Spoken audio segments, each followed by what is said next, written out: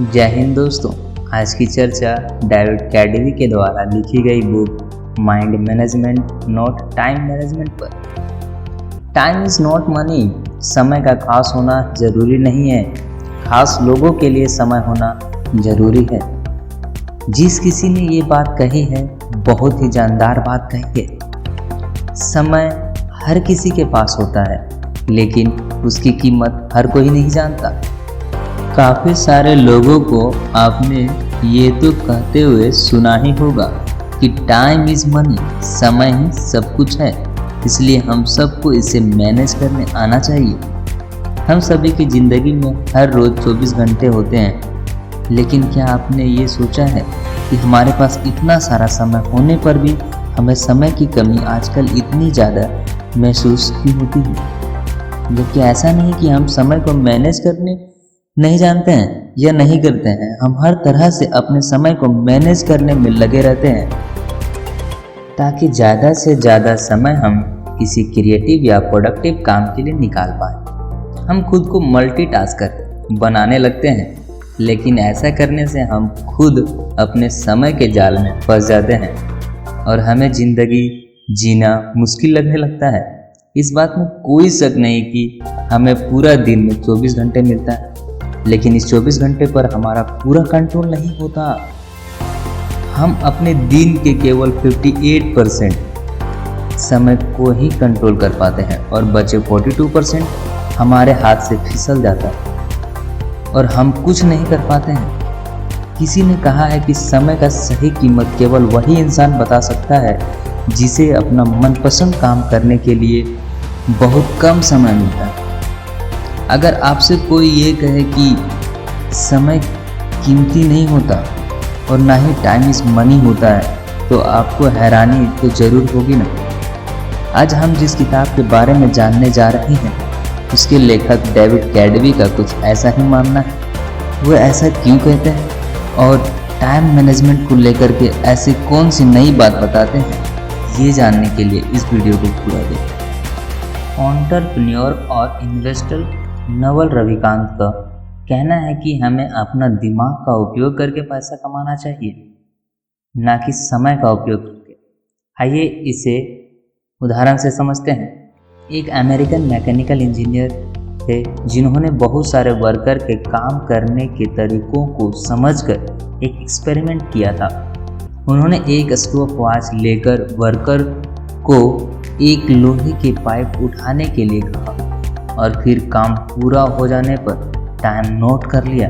इसके बाद उन्होंने उसी वर्कर को उसी को अलग तरीके से करने के लिए कुछ इंस्ट्रक्शन दी और इस बार उस वर्कर के पहले के कंपैरिजन में बहुत ही कम समय में काम को पूरा कर लिया था। Mind management not time management के लेखक डेविड कैडवी का कहना है कि टाइम मैनेजमेंट को लेकर पूरी दुनिया में दो तरह के गलत एजम्पशंस बने हुए हैं। पहला गलत एजम्पशंस ये है कि टाइम मैनेजमेंट कॉमोडिटी की तरह है और हर किसी के पास 1 से 24 घंटे होते हैं। डेविड कहते हैं कि किसी भी दो इंसान के 24 घंटे ही नहीं, बल्कि एक ही इंसान के 24 घंटों में हर एक घंटा एक दूसरे से बिल्कुल अलग होता है। वे एक से किसी भी हालत में नहीं हो सकते। हमारा मूड, हमारे शरीर, एनर्जी हमारे समय के हर एक पल को अलग से ट्रीट करती है। हो सकता है कि दिन के जिस एक घंटे में हम अच्छे से सोच सकते हैं, हम वो दूसरे घंटे में नहीं सोच सकते। इसलिए भले ही हम सबके पास 24 घंटे हो, लेकिन वे 24 घंटे एक से नहीं हो सकते।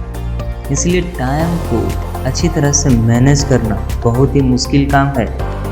दूसरे गलत एजम्पशंस के बारे में डेविड बताते हैं कि कम समय में ज़्यादा से ज़्यादा आउटपुट लेना भी इफेक्टिव टाइम मैनेजमेंट नहीं है।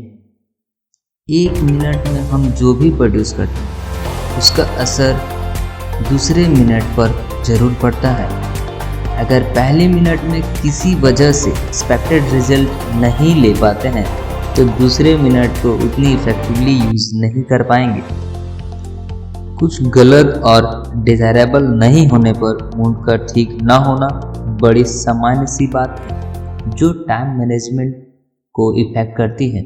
लेखक अपनी बात को कुछ उदाहरण से समझाने की कोशिश करते हैं। जैसे कोई लेखक यदि कोई नोवेल लिखता है तो हो सकता है उसका एक भी कॉपी ना बिके। यदि वही लेखक दूसरा नोवेल लिखता है तो हो सकता है वह बेस्ट सेलर के लिस्ट में आ जाए। इसी तरह कोई बिजनेस शुरू करता है तो हो सकता है उसे सक्सेस ना भी हो और फिर दूसरा बिजनेस स्टार्ट करने पर हो सकता है उसे उम्मीद से ज़्यादा प्रॉफिट हो जाए। हमें इन दोनों उदाहरणों से समझने वाली बात यह है कि सक्सेस और फेल्योर दोनों तरह के रिजल्ट मिलने पर भी दोनों में इन्वेस्ट किया गया समय और की गई मेहनत एक सी ही होती है। लेखक अपनी नॉवेल लिखने के लिए एक सी मेहनत करता है और बिजनेसमैन बिजनेस शुरू करने के लिए एक सी मेहनत करते हैं, फिर भी से एक में सक्सेस मिलती है और एक में नहीं। किसी भी काम का रिजल्ट अच्छा या खराब होना हमारे विचारों की क्वालिटी पर डिपेंड करता है। इसीलिए लेखक फिर कहते हैं कि हमारे ज़िंदगी में हर दिन हर एक पल अलग होता है, अलग रिजल्ट देने वाला।